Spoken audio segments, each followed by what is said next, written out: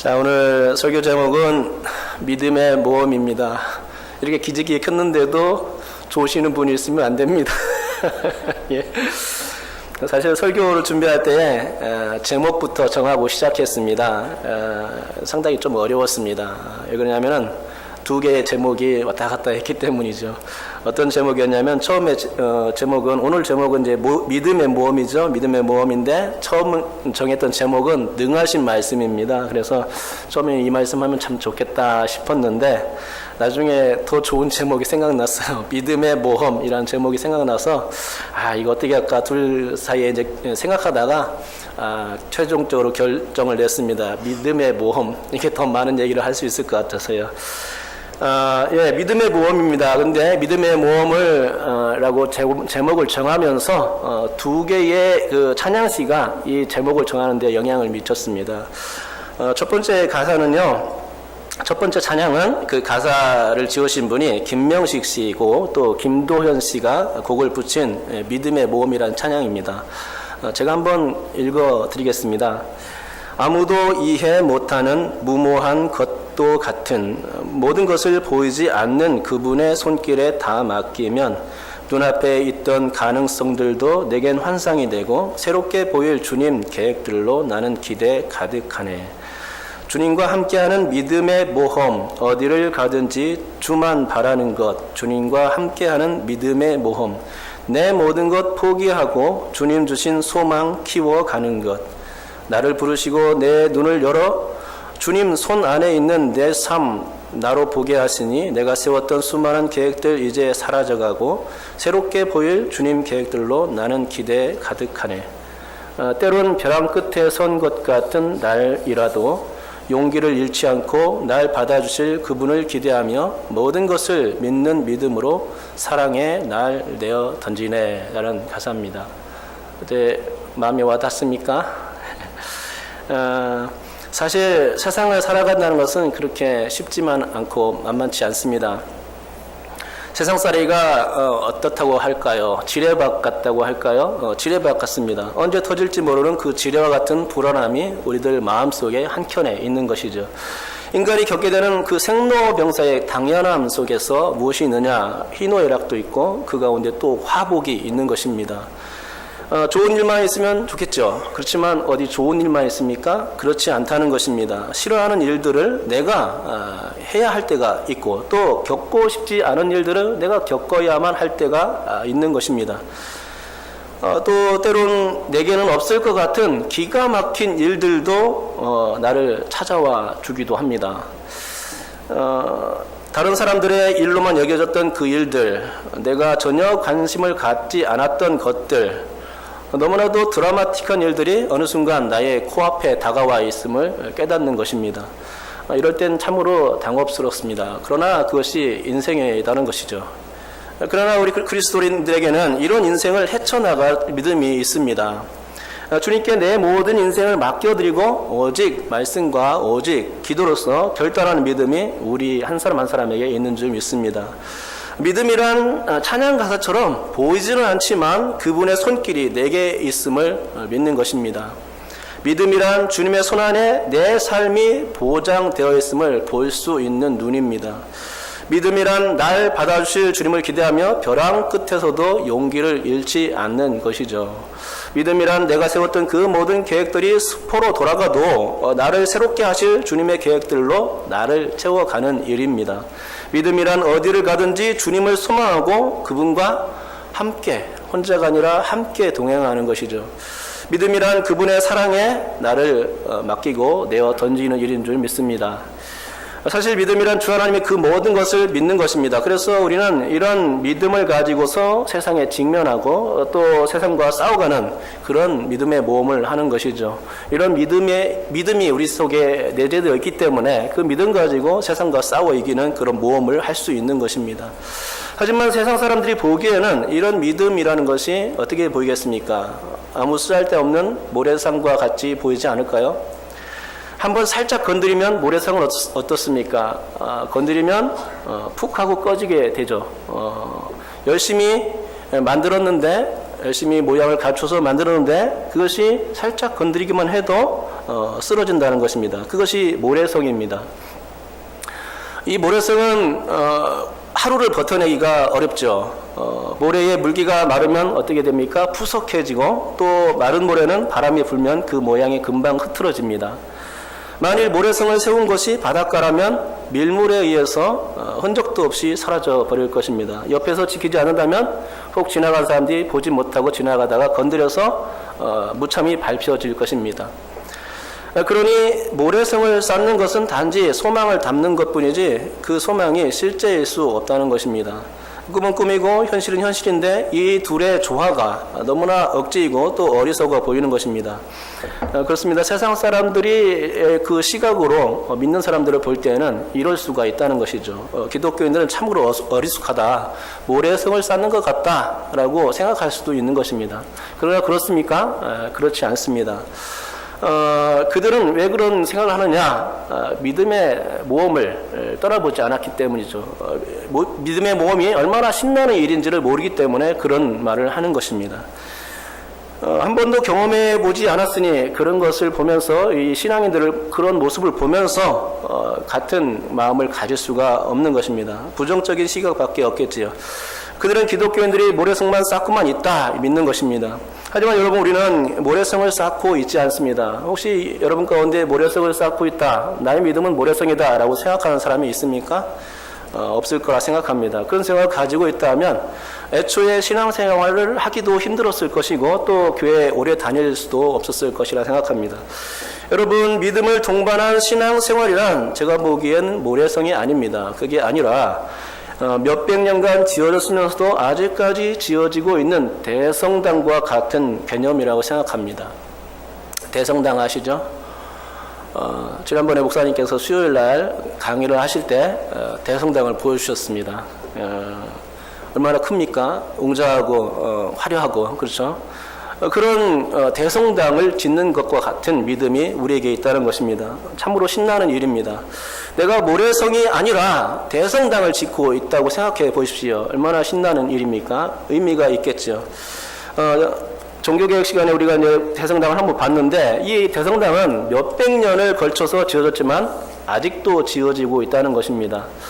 완공은 되었지만 아직도 조각이 안 된 돌덩어리들이 있어서 여기저기 남아있어서 그런 돌덩어리들의 조각을 해야 된다는 것입니다. 건물 여기저기에 그런 조각들이 있다는 것은 그렇기 때문에 새롭게 조각해야 하는 꿈과 소망이 있다는 것과 다름없습니다. 기독교인들의 믿음이 그와 같은 것입니다. 꿈과 소망이 있죠. 대성당을 짓는 아주 오랫동안 지으면서도 그 가운데 우리 인생이 뭐 길면 길고 짧은 짧겠지만 그 가운데서 그 모든 인생 가운데서 우리는 대성당을 짓고 있는 것입니다. 아직도 꿈이 사라지고 있지 않습니다. 왜 사라지지 않습니까? 예수님이 계시기 때문이죠. 우리 소망이 우리 가운데 가득 있기 때문입니다. 아직도 그려낼 게 너무나 많은 것입니다. 그렇기 때문에 믿는 자들이 볼 때는 작고 하찮은 그런 모래성 같지만 믿음의 모험을 떠나는 성도들의 시각에서는 그것이 정말로 대단한 위용을 가진 대성당과 같은 개념이라는 것이죠. 왜냐하면 능력의 하나님 우리를 이끌어 가시기 때문입니다. 우리를 끝까지 붙드시고 사랑하시고 돌보시는 하나님이 우리와 함께 하시는 이상 우리는 소망을 절대 잃지 않습니다. 그래서 낭망하지도 않고요. 또 흔들릴 수조차 없습니다. 믿음의 모험을 하는 자들에겐 이런 하나님의 은혜가 충만한 것입니다. 여러분, 제가 도전받은 두 번째 찬양곡, 그것은 어린이 곡입니다.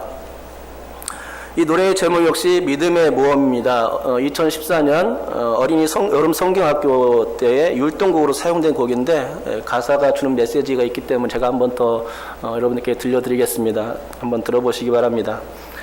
어지럽고 어두운 세상 어떻게 살아야 할까? 마귀는 날 유혹해 또 날 공격해 넘어뜨리려 하네.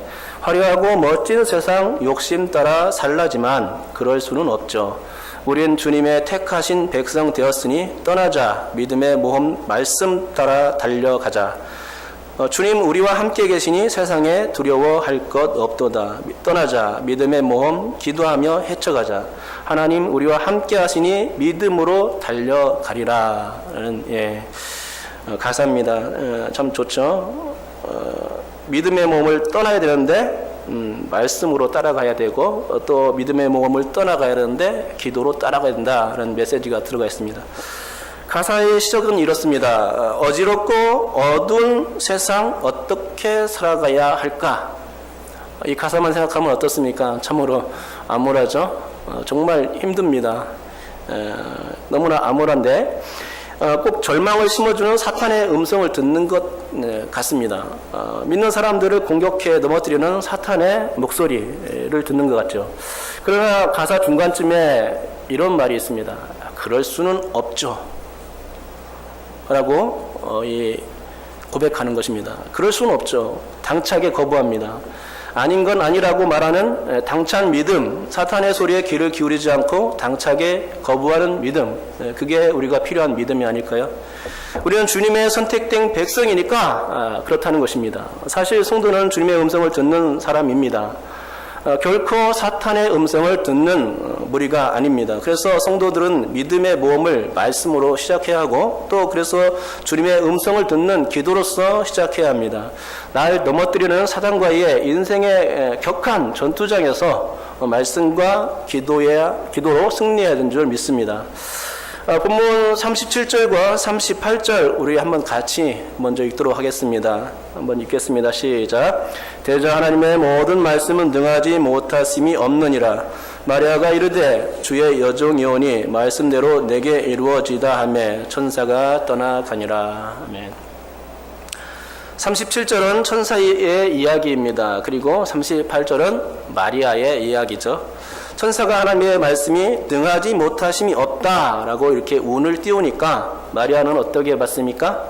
주의 여종에게 말씀대로 이루어지다라고 받는 것입니다. 천사가 하나님의 말씀이 이제 능하심이 없다라고 할 때 말씀으로 이루어지다 이렇게 받았는데요. 이 마리아가 믿음으로 받는 대목이죠. 참으로 둘의 쿵짝이 잘 맞는 부분입니다. 우리나라 민요에서 먹이고 받는 것이 있지 않습니까? 그 먹이고 받는 것 같습니다. 아주 잘 맞죠. 우리나라 민요에서 그런 건데 정말로 그렇습니다. 사가랴는 엘리사벳이 임신할 거라는 천사의 고지에 의심했지만 마리아는 의심하지 않고 있는 것이죠. 사가랴는 천사와 언발라스의 대화를 나누었지만 마리아는 아름다운 협화음의 대화를 나누고 있는 것입니다. 천사가 한 말에 그대로 하나님의 말씀에 내게 이루어지다 라고 하며 믿음의 긍정적인 응답을 하고 있는 것입니다. 그러니 이보다 아름다운 대화가 어디 있겠습니까? 하지만 여러분, 마리아는 이렇게 천사의 말에 믿음으로 응답함으로써 믿음의 몸을 시작하게 되었다는 사실에 우리가 중요점을 두어야 될 것 같습니다. 마리아가 천사 고지에 대해서 긍정하면 혹시나도 있게 될 험난한 그 모험의 등고선과 같습니다. 그런 등고선을 만날 수도 있다는 것입니다. 처녀가 임신한 것부터가 믿을 수 없는 일이었습니다. 그게 믿겨질 일이겠습니까? 남자를 알지 못하는데 어떻게 육체적 결합 없이 임신할 수 있겠습니까? 약혼한 처녀가 배우자를 무시하고 임신해도 된다는 말입니까? 임신 사실이 발각되면 배우자의 표면적 거부가 불보듯 뻔합니다. 요셉이 거부한다는 얘기죠. 마리아를 내친다는 얘기입니다.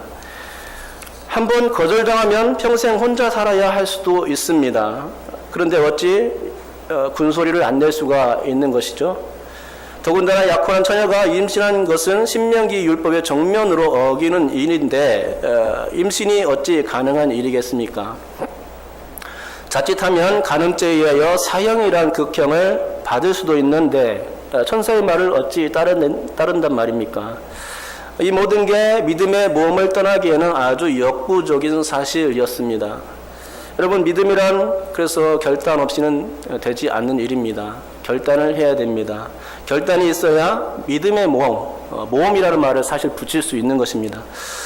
어떨 때는 죽을 것을 각오하고 목숨을 내거는 그런 결단이 기독교인들에게, 신앙인들에게 필요한 것입니다.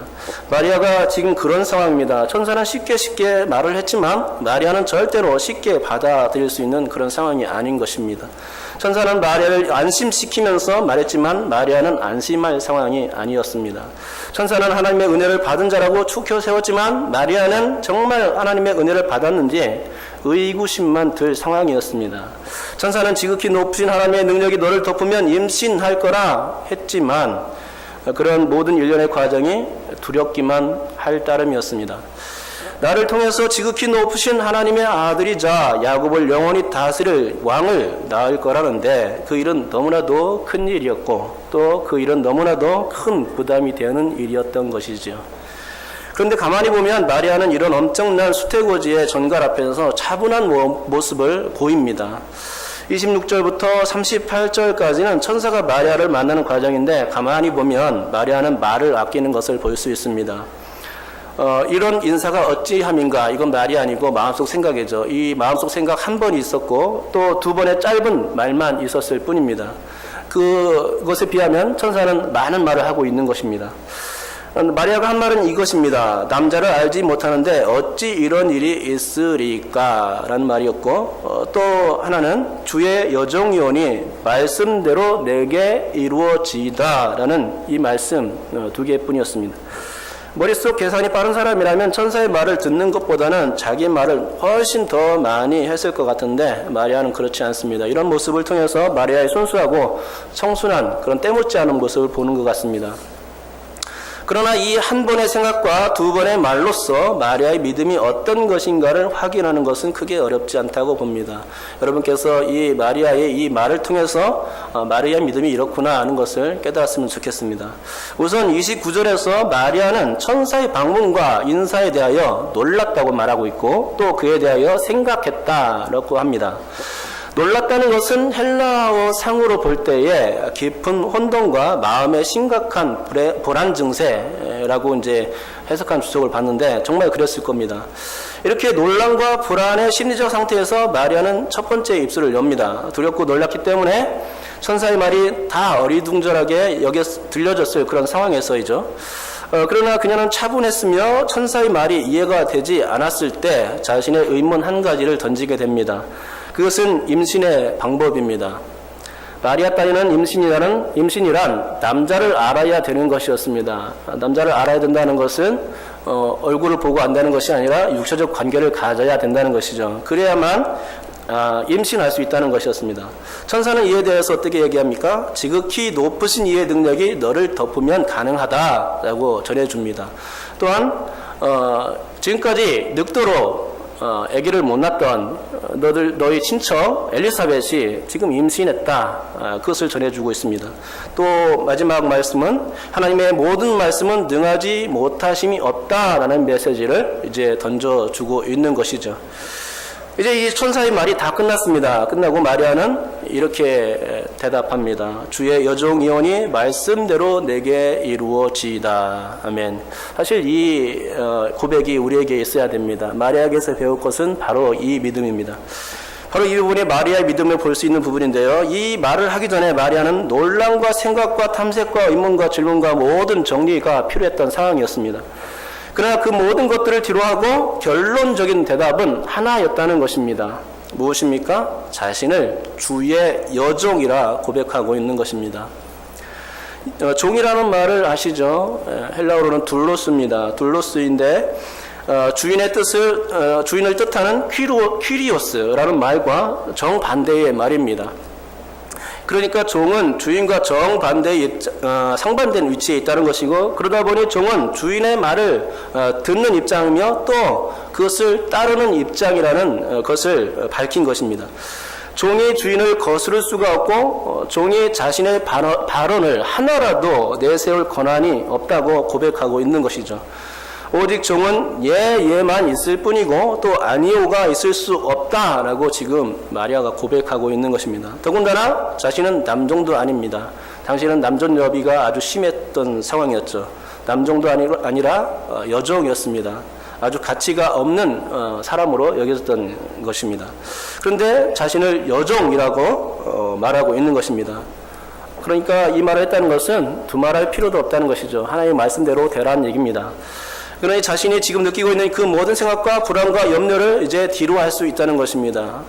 주인의 뜻, 곧 하나님의 뜻에 따라야 한다는 그런 결정이었습니다. 마리아가 이게 가진 믿음이었습니다. 처분대로 하라는 것이었고 주님의 말씀대로 하면 내가 그것을 온전히 따르겠습니다 라는 것이었습니다. 예수님을 통하여 자기 하인을 낳게 했던 백부장의 이야기를 아실 것입니다. 그 백부장의 믿음이 오늘 마리아의 믿음과 같습니다. 백부장은 집에 하인을 고쳐주실 주님이 자신의 집에까지 오심을 감당치 못하겠다고 말했지요. 말씀만 하옵소서 그러면 내 하인이 낫겠습니다 라고 했던 것입니다. 그러면서 덧붙인 말이 있습니다. 이것인데요. 나도 남의 수하에 있는 사람이요 내 아래에도 군사가 있으니 이더러 가라 하면 가고 저더러 오라 하면 오고 내 정도로 이것을 하라 하면 하나이다 라고 말했던 것을 보게 됩니다. 예수님과 자신의 관계를 어떤 관계로 보았느냐? 수장과 군사의 관계에 비유해서 보았던 것입니다. 달리 말하면 주인과 종의 관계이고 또 퀴리오스와 둘로스의 관계인 것입니다. 명령만 내리면 따라야 되는 것이 부하의 입장이고 또 종의 입장이고 또 둘로스의 입장인 것입니다. 그러니 전적인 주권이 주님께만 있음을 시인한 그 믿음의 고백이었던 것입니다. 백부장의 믿음이 그랬습니다. 이게 마리아와 백부장이 가진 믿음의 공통점입니다. 그러기에 이스라엘 중 아무에게서도 이만한 믿음을 만나지 못하였노라 라고 예수께서 백부장을 칭찬했던 거라면 마리아 또한 백부장과 비교해서 지지 않을 믿음이라는 것이죠. 그런데 이 둘의 다른 점도 있습니다. 그것은 백부장은 그때 상황에서 볼 때 손해볼 게 전혀 없었다는 것입니다. 혹시 예수님이 하인을 고쳐주지 않는다 해도 하인이 죽더라도 손해볼 게 없었던 것입니다. 그러니 이 마리아와 비교했을 때 마리아의 상황은 어떻습니까? 지금 하나님의 말씀을 듣게 되면 손해볼 상황이 얼마든지 되는 상황이었던 것입니다. 그러니까 이 둘의 믿음을 비교해 볼 때에 누구의 믿음이 더 크겠습니까? 자로 재본다고 할 때에 잴 수 있다면 아마도 마리아의 믿음이 더 크다고 말할 수밖에 없다는 것이죠. 손해를 감수하고서도 믿음의 모험을 출발하는 이 마리아 믿음이 큰 것입니다. 믿음의 모험이란 손해를 볼 상황을 뻔히 알면서도 출발하는 믿음이고 마리아가 그랬다는 것입니다. 그러기에 이런 상황을 생각하면서 제가 첫 번째로 읽어드렸던 찬양 가사를 다시 한번 더 들려드리겠습니다. 이 찬양 가사가 마리아의 상황과 매우 유사함을 알게 될 것입니다. 들어보시기 바랍니다. 아무도 이해 못하는 무모한 것도 같은 모든 것을 보이지 않는 그분의 손길에 다 맡기면 눈앞에 있던 가능성들도 내겐 환상이 되고 새롭게 보일 주님 계획들로 나는 기대 가득하네. 주님과 함께하는 믿음의 모험, 어디를 가든지 주만 바라는 것, 주님과 함께하는 믿음의 모험, 내 모든 것 포기하고 주님 주신 소망 키워가는 것. 나를 부르시고 내 눈을 열어 주님 손 안에 있는 내 삶 나로 보게 하시니 내가 세웠던 수많은 계획들 이제 사라져가고 새롭게 보일 주님 계획들로 나는 기대 가득하네. 때론 벼랑 끝에 선 것 같은 날이라도 용기를 잃지 않고 날 받아주실 그분을 기대하며 모든 것을 믿는 믿음으로 사랑에 날 내어 던지네. 예. 아멘이 나올 법도 한데 안 나왔습니다. 예. 어떻습니까? 제 설명을 듣고 이 시를 다시 한번 들어보니까 이 시의 내용이 감이 오지 않습니까? 마리아의 상황과 아주 참으로 비슷하다는 것입니다. 그런데 이번에는 마리아의 상황을 자신의 상황에 한번 비교해 보시기 바랍니다. 마리아의 상황과 이 고백이 찬양시의 내용과 일치점을 가졌듯이 나의 상황과 믿음이 마리아의 상황 및 이 찬양시의 내용과 일치점을 보이는가 하는 것이죠. 어떠한 상황 속에서도 믿음의 모험을 떠날 수 있는가 하는 것입니다. 인생의 상황 속에서 닥친 크고 작은 가시와 찔림, 그리고 이 가시와 찔림보다 더한 지뢰밭이라는 게 우리의 앞길을 막아도 자신을 종으로 여기고 주님만을 신뢰하며 믿음의 경주를 다할 수 있겠는가 하는 것입니다. 여러분, 믿음의 모험을 떠나고 또 믿음의 경주를 온전히 완주하는 일에는 여러 가지 방해가 있기 마련입니다. 사단의 역사가 있을 수 있고요. 또 환경적인 여러 가지 문제도 발생할 수 있습니다. 하지만 그런다 할지라도 믿음의 모험을 시도하는 일에 있어 결코 주저하지 않기를 바랍니다. 그것은 마리아처럼 자신을 종이라 여기는 것에서부터 시작할 수가 있는 것이죠. 백부장처럼 자신을 수하라 여기는 것에서부터 출발할 수 있는 것입니다. 주인의 명령에 절대적으로 따라야 하는 노예와 군인의 그 속성을 자신에게 그대로 적용해 보는 것입니다. 사실 이런 마음이 안 들기 때문에 우리는 믿음의 기초가 흔들리는 것입니다. 그러기에 주님께 대한 신뢰의 기초가 있다면 거기에 종과 같은 절대 복종을 플러스해 보시기 바랍니다. 플러스된 복종은 절대로 비굴한 굴종이 이런 것이 아닙니다. 천박한 행동도 아니죠. 주님을 나의 주인 삼는 것은 오히려 그 안에 소망이 가득한 것입니다. 그것은 나의 소망을 키워가는 일이고 나의 기대를 만들어가는 일입니다. 모래성이 아니라 대성당을 짓는 일입니다. 주님께 내 믿음이 크도다라는 소리를 들을 수 있는 일이기도 하죠. 특히나 온 세상을 다 주고도 얻기 어려운 우리 주님을 얻는 길입니다. 바로 이것이 복종에 대한 상급입니다. 마리아는 처녀로서 미신하면 그동안 가졌던 자신의 계획들이 모두 다 사라질 그런 위기에 처한 상황이었습니다. 하지만 실제로 그런 일은 일어났습니까? 일어나진 않았습니다. 왜 그러냐? 남편 요셉이 먼저 의로운 사람이었고 또 더군다나 천사가 다 알아서 일처리를 해주었기 때문에 요셉과 결혼하는 것은 크게 무리가 아니었습니다. 어려운 일은 그 뒤에 있었습니다. 그것은 사람들이 육신의 아들 예수의 목숨을 노리는 일 때문에 고생한 사건들이었습니다. 그런 일은 3번 있었죠. 언제입니까? 첫째는 헤롯 대왕이 예수를 죽이려 했을 때입니다. 그래서 애굽으로 피난 갔을 때이죠. 어려운 고생을 했습니다. 둘째는 그 아들 아켈라오가 왕이 되자 유대로 이제 가려고 했는데 못 갔습니다. 그래서 어디로 갔습니까? 총구석으로 갔습니다. 갈릴리의 나사렛에 머물게 된 것입니다. 그러나 무엇보다도 어려운 일은 이것입니다. 그 아들 예수가 십자가형을 받을 때의 일이었습니다. 마리아는 예수의 십자가형 때에 옛날 일을 추억했을 것 같습니다. 하나님의 말씀대로 이루어질 것을 믿었던 그녀는 태어날 아들에 대한 기대가 아주 컸을 것입니다. 그 기대는 누가복음 1장에 나오는 마리아의 찬양을 통해서 알 수 있는데요. 오늘은 마리아의 찬양에 대해서는 살펴보지 않겠지만 한 대목만 제가 언급해드리면 이 말씀입니다. 내 마음이 하나님 내 구주를 기뻐하였으면 그의 여종의 비천함을 돌보셨음이라. 보라 이제 후로는 만세에 나를 복이 있다 일컬으리로다. 아멘. 그녀의 찬양을 보면 굉장한 기대가 그 속에 숨어 있음을 보게 됩니다. 하지만 그렇게 기대했던 아들은 이제 어떻게 됩니까? 십자가상에서 고통을 받고 죽어가고 있다는 얘기죠.